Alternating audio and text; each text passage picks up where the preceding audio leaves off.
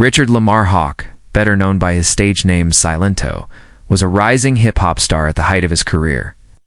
In 2015, the rapper became an overnight sensation with the release of his hit single Watch Me.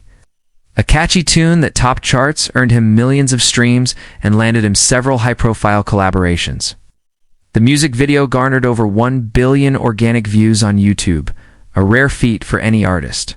But it was the song's signature dance move, the Nae Nae, that truly captured the public's attention. This goofy, energetic dance craze swept across social media platforms, infiltrated school hallways, and became a staple in pop culture.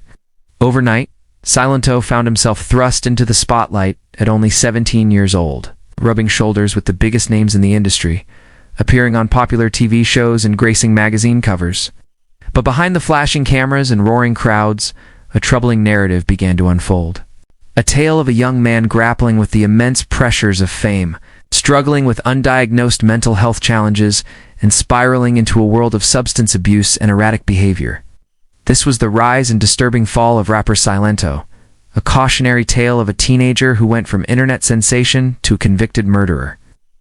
On January 21, 2021, police in DeKalb County, Georgia, received a chilling call reporting a shooting in a residential neighborhood. When they arrived at the scene, they discovered an unresponsive man lying in the middle of the street. It was Frederick Rooks, Silento's cousin. He was rushed to the hospital where he was pronounced dead.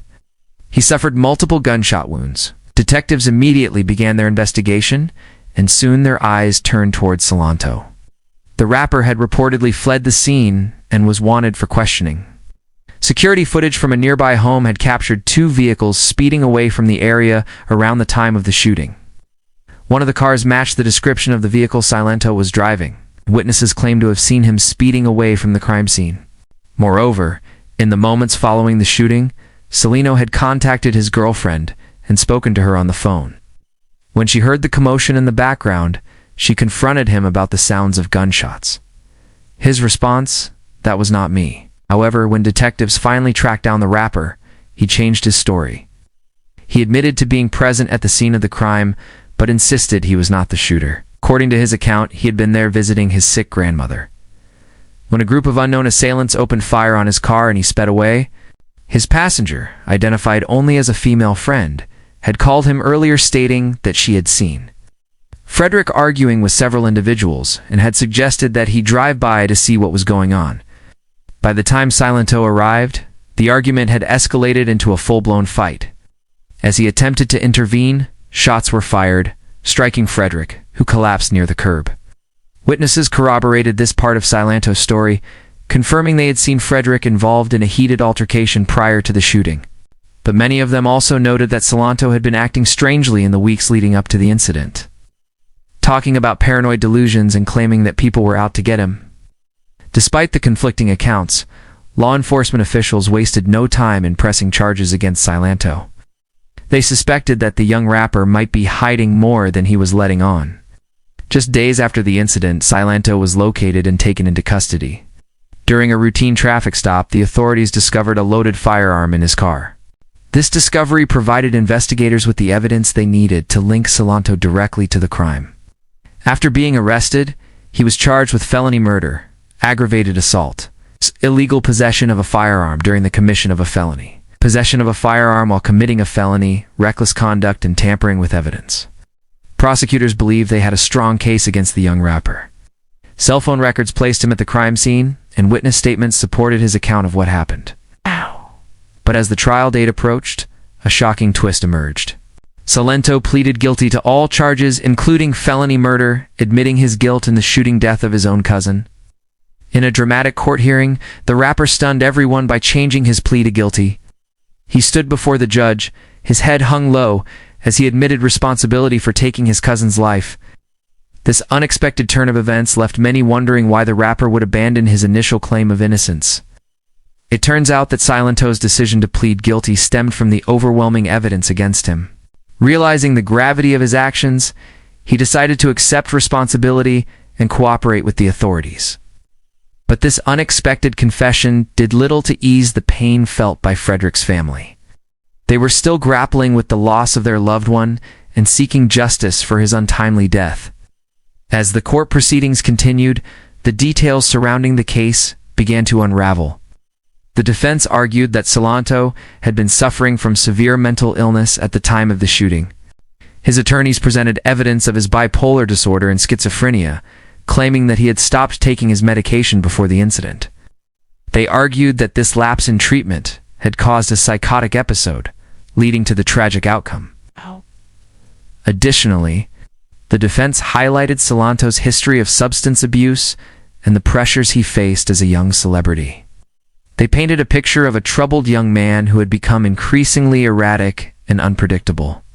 The prosecution, however, remained steadfast in their belief that Silento was fully aware of his actions. They argued that despite any mental health challenges, the rapper had demonstrated remorse and had voluntarily surrendered himself to the police after the shooting. They pointed out that his decision to flee the scene could be seen as evidence of his guilt. In the end, the court had to decide whether to view this case through the lens of mental illness or hold the rapper accountable for his actions. As the verdict was announced, a heavy silence fell over the courtroom. All eyes were on Silento as the judge spoke the words that would change his life forever. The judge acknowledged the defense's arguments regarding Silento's mental state, but ultimately found him guilty of murder. The sentence that followed was even more devastating. The judge, citing the intentional and cold-blooded nature of the crime, sentenced Silento to serve 30 years in prison, followed by 10 years of probation. This harsh punishment was a stark reminder of the severity of his actions. But Silento's troubles didn't end there. As the news of his sentencing spread, disturbing details about his past began to surface.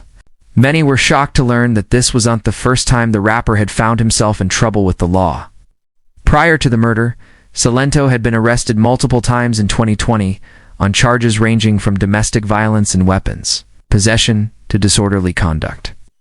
In one particularly alarming incident, he was accused of breaking into a stranger's house in a manic episode while searching for his girlfriend. These troubling incidents painted a picture of a man who was spiraling out of control, plagued by mental health issues that were increasingly becoming harder to ignore. Each arrest was a red flag indicating a deteriorating mental state and a desperate cry for help. But as Silento rose to fame, these warning signs seemed to fade into the background. Overshadowed by his chart-topping hits and viral dance crazes, as Silento now faces his 30-year prison sentence.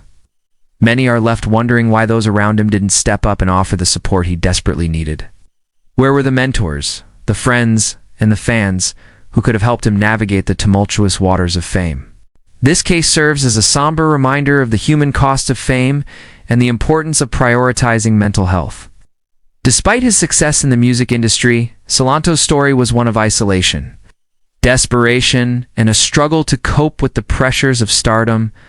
His journey from a promising young artist to a convicted murderer was a tragic downfall that could have been prevented had his mental health issues been addressed earlier. In the aftermath of this verdict, questions continue to swirl around Silento's life and actions. How did he go from creating infectious dance hits to being charged with murder? What role did his mental health play in the events that transpired? And could this tragedy have been avoided if he had received proper support and treatment?